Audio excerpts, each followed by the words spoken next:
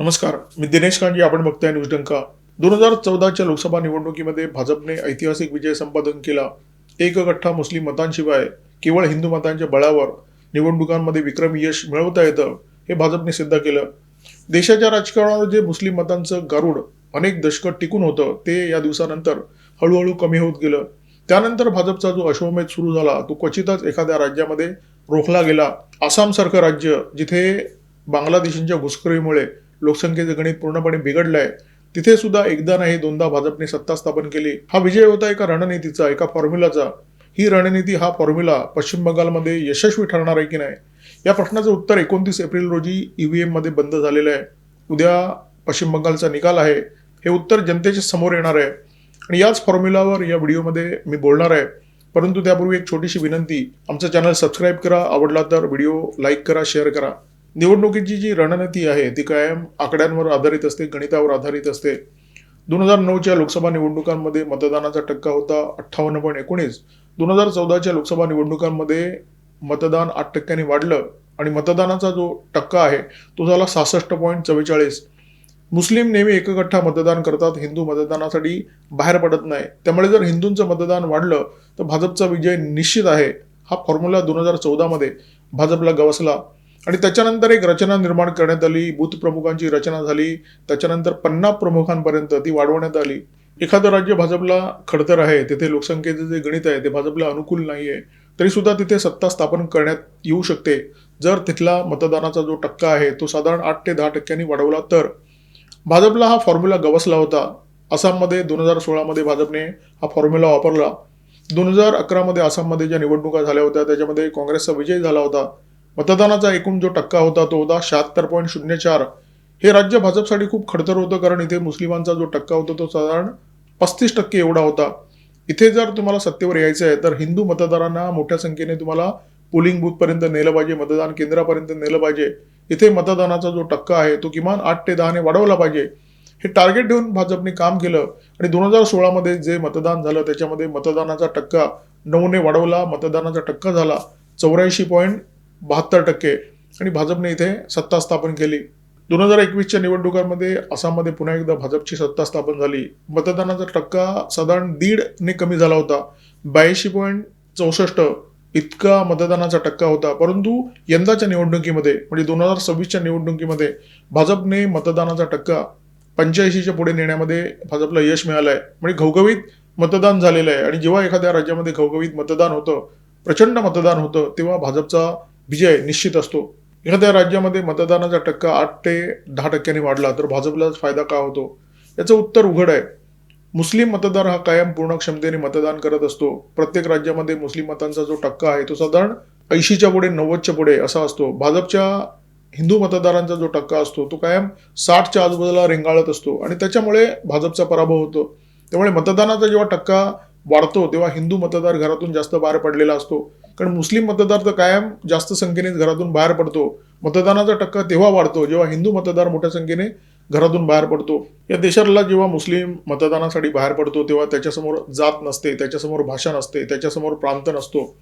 त्याच्यासमोर फक्त एक उद्दिष्ट असतं, त्याला भाजपचा पराभव करायचा असतो आणि त्याच्यामुळे भाजपच्या समोर जो शक्तिशाली पर्याय असतो त्या पर्यायाची निवड मुस्लिम मतदार करतो आणि त्याच्या पाड्यामध्ये मतदान करतो. हिंदू मतदारांचं मात्र असं नाहीये. पश्चिम बंगालमध्ये भाजपची सत्ता येऊ शकते असा विश्वास भाजपच्या नेत्यांच्या मनामध्ये निर्माण झाला. त्याचं कारण आसामचा कठीण पेपर भाजपच्या नेतृत्वाने सोडवला होता. एकदा नव्हे दोनदा इथे भाजपने यश मिळवलं होतं, दोनदा सत्ता स्थापन केली होती.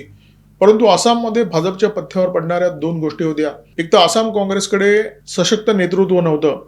तरुण गोगोई जे आसामचे मुख्यमंत्री होते त्यांचा प्रभाव ओसरत चालला होता आणि 2020 मध्ये त्यांचा मृत्यू झाला. दुसरी महत्त्वाची गोष्ट म्हणजे आसाममध्ये मुस्लिम मतांचे 2 प्रमुख दावेदार आहेत. एक तर काँग्रेस पक्ष आहेच, दुसरा all India United democratic front अर्थात AIUDF. बदरुद्दीन अजमल हा या पक्षाचा नेता, अत्यंत कट्टर, अत्यंत जहालवादी. या देशामध्ये बांगलादेशी घुसखोरांनी इतक्या मोठ्या प्रमाणात घुसखोरी केलेली आहे की त्यांनी एक स्वतःचा पक्ष निर्माण केला आसाममध्ये. AIUDF हा आसाममधल्या बांगलादेशींचा पक्ष. त्यामुळे आसाममध्ये मुस्लिम मतांमध्ये फूट पडायची आणि भाजपचा मार्ग मोकळा व्हायचा. आसाममध्ये एकदा नाही दोनदा भाजपने सत्ता स्थापन केलेली आहे. एक गठ्ठा मुस्लिम मतांच्या राजकारणाचा पराभव केलेला आहे आणि आता तिसऱ्यांदा आसाममध्ये भाजप सत्ता स्थापन करण्याच्या तयारीत आहे. आसामच्या विजयामुळे पश्चिम बंगालबाबत भाजपच्या नेत्यांच्या मनामध्ये विश्वास निर्माण झाला. भाजपची जी रणनीती होती ती अत्यंत साधी, सरळ आणि सोपी होती. एकगठ्ठा मुस्लिम मतांची या देशाच्या राजकारणामध्ये एक खूप मोठी रेषा होती.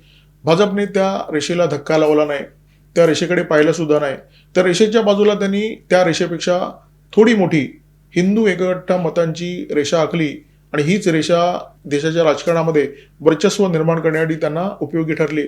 आसामपेक्षा पश्चिम बंगालचा मार्ग दोन कारणामुळे भाजपसाठी थोडासा जड होता. एकतर पश्चिम बंगालच्या नेत्या ममता बॅनर्जी, पश्चिम बंगालच्या ज्या मुख्यमंत्री आहेत, सतत तिसऱ्यांदा मुख्यमंत्री म्हणून ज्या विराजमान झालेल्या आहेत, त्या अत्यंत आक्रमक आहेत, जनमानसामध्ये अत्यंत लोकप्रिय आहेत. दुसरी आणि महत्त्वाची गोष्ट म्हणजे पश्चिम बंगालमध्ये जी मुस्लिम मतं आहेत ती एकगठ्ठा ममता बॅनर्जी यांच्या पाड्यात पडतात. 2021 मध्ये अशा प्रकारचं चित्र निर्माण झालं होतं की कदाचित या मुस्लिम मतांमध्ये फूट पडू शकते. फुरफुरा शरीफचा मौलवी पीरजादा अब्बास सिद्दीकी निवडणुकीच्या मैदानामध्ये उतरला होता. त्याच्या सभांना जबरदस्त प्रतिसाद मिळत होता. याची भाषा अत्यंत आक्रमक होती, त्याच्यामुळे मुस्लिम मोठ्या संख्येने त्याच्या पाठीशी उभे राहतील अशा प्रकारची शक्यता निर्माण झाली होती. त्याचे प्रचार दौरे सुद्धा प्रचंड यशस्वी ठरत होते.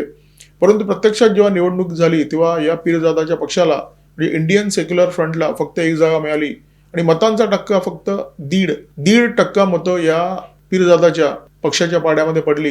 AIMIMचे नेते असदुद्दीन ओवैसी यांनी सुद्धा या निवडणुकीमध्ये जबरदस्त प्रचार केला होता, परंतु त्यांच्या पक्षाला तर भोपळा सुद्धा फोडता आला नाही. सगळी एकगठ्ठा मतं ममता बॅनर्जी यांच्या पाड्यात पडली. जशी ती 2011 मध्ये पडली होती, जशी ती 2016 मध्ये पडली होती, तशीच ती 2021 मध्ये सुद्धा पडली. यंदाच्या निवडणुकीत सुद्धा इंडियन सेक्युलर फ्रंट या पक्षाने जबरदस्त प्रचार केलेला आहे. यावेळी पीरजादा सिद्दीकी प्रचार करत नव्हता, यावेळी प्रचार करत होता हुमायून कबीर. परंतु त्याची अवस्था सुद्धा पीरजादा सिद्दीकी सारखी होण्याची शक्यता आहे.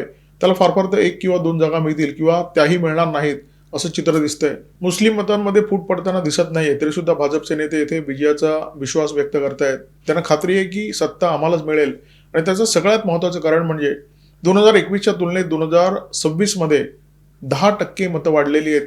2021 मध्ये ज्या विधानसभा निवडणुका झाल्या त्याच्यामध्ये मतांचा जो एकूण टक्का होता तो 82.05 इतका होता.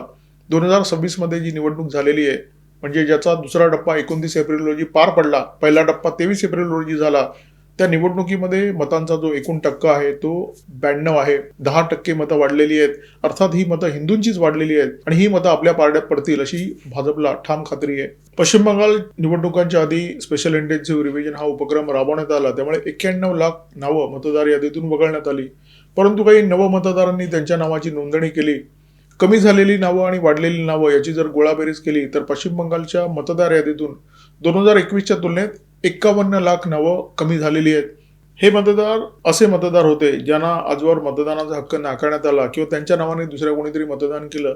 त्यामुळे यावेळच्या पश्चिम बंगालच्या निवडणुकांमध्ये मतदारांचा जो उत्साह तो जबरदस्त होता. मतदार बोलत नव्हते, परंतु ज्या संख्येने ते बाहेर पडले, या वातावरणात ते बाहेर पडले, म्हणजे कोलकातामध्ये पाऊस पडत असताना मतदार बाहेर पडले, त्याच्यामुळे असं ठामपणे सांगता येईल की या मतदारांनी मनात काहीतरी निश्चय केला होता. हा निश्चय परिवर्तनाचा होता. तृणमूलचे नेते असा दावा करतायत की या निवडणुकीमध्ये आधी मतं कापली गेली त्याच्यामुळे मतदानाचा टक्का वाढलेला दिसतो, परंतु प्रत्यक्षात जी मतदारांची संख्या आहे ती कमी झालेली आहे. हा दावा सुद्धा पूर्णपणे बोगस आहे. 2021च्या विधानसभा निवडणुकांमध्ये जे एकूण मतदान झालं त्याचा जो आकडा आहे तो साधारण 6,04,00,000 इतका आहे. 2026च्या विधानसभा निवडणुकांमध्ये जे एकूण मतदान झालं ते मतदारांचा आकडा आहे 6,34,00,000. म्हणजे 21च्या तुलनेत 34 मध्ये 30 लाख मतदार वाढलेले आहेत. निवडणूक संपल्यानंतर भाजपचे नेते अमित शहा, बंगालचे नेते शुभेंदू अधिकारी, बंगालचे दुसरे भाजप नेते दिलीप घोष या सगळ्यांनी भाजपच्या विजयाचा दावा केला आहे आणि त्यांनी विश्वास व्यक्त केला आहे की आम्हीच सत्ता स्थापन करणार आहोत. तृणमूल काँग्रेसच्या नेत्या ममता बॅनर्जी यांनी सुद्धा दावा केला की आम्हाला 2/3 जास्त जागा मिळणार आहेत. दोन्ही पक्ष विजयाचा दावा करतायत, परंतु शुभेंदू अधिकारी अत्यंत शांत आहेत. परंतु ममता बॅनर्जी यांची जर शारीर भाषा तुम्ही पाहिलीत तर निवडणूक संपल्यापासून ममता बॅनर्जी यांचा जो थैथयाट सुरू झालेला आहे तो आजपर्यंत संपलेला नाहीये.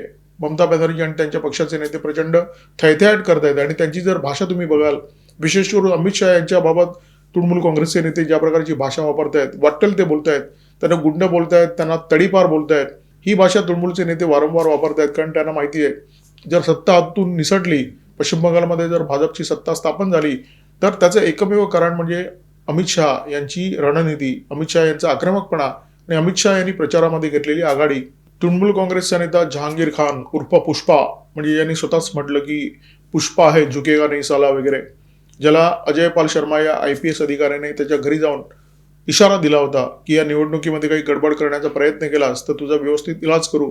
तर त्या जहांगीर खानच्या फाल्टा मतदारसंघामध्ये बरेच गैरप्रकार झाले. CCTV फुटेज गायब करण्यात आलं. EVM मशीनवर भाजपची जिथे निवडणूक निशाणी असते म्हणजे कमळाचं फूल असतं तिथे पट्टी चिटकवण्यात आली. अनेक ठिकाणी मतदारांना धमकावण्यात आलं आणि असे गैरप्रकार झाल्यामुळे फाल्टा मतदारसंघामध्ये फेरमतदानाचे आदेश निवडणूक आयोगाने दिलेले आहेत. 21 मे रोजी हे फेरमतदान होणार आहे.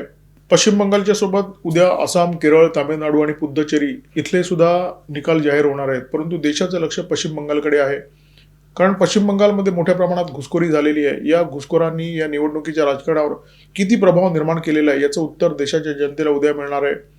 या दबाव गटाचा पराभव भाजपने आसाममध्ये एकदा नाही दोनदा केलेला आहे.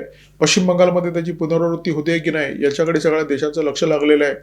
कारण पश्चिम बंगालमध्ये एकगठ्ठा मुस्लिम मतं, ज्याच्यामध्ये गेल्या काही वर्षामध्ये बांगलादेशी घुसखोरांच्या मतांची भर पडली, विरुद्ध भाजपची रणनीती, अशा प्रकारचा लढा आहे. या लढाईमध्ये नेमका कोणाचा विजय होतो इथे देशाचं लक्ष लागलेलं आहे. उद्या मला वाटतं 12 ते 1च्या दरम्यान निवडणुकीचे निकाल स्पष्ट होतील की कोणाची सत्ता येते, कोणाची सत्ता जाते. पश्चिम बंगालमध्ये ममता बॅनर्जी यांची सत्ता जाण्याची शक्यता आहे, भाजप सत्ता स्थापन करण्याची शक्यता आहे. प्रत्यक्षात जे काय होतं ते चित्र उद्या स्पष्ट होणारच आहे. 4 मई ममता गई ही भाजपची घोषणा प्रत्यक्षात यावी ही प्रत्येक भारतीयाची इच्छा आहे. या व्हिडिओमध्ये थांबतोय. माझ्यासोबत होते cameraman methyl Kadam, video editor Ajay Shelke. Video जर आवडला तर लाईक करा, शेअर करा, कॉमेंट बॉक्समध्ये व्यक्त व्हा, सबस्क्राईब करा न्यूज डंका आणि बेल आयकॉन दबायला अजिबात विसरू नका. नमस्कार, धन्यवाद.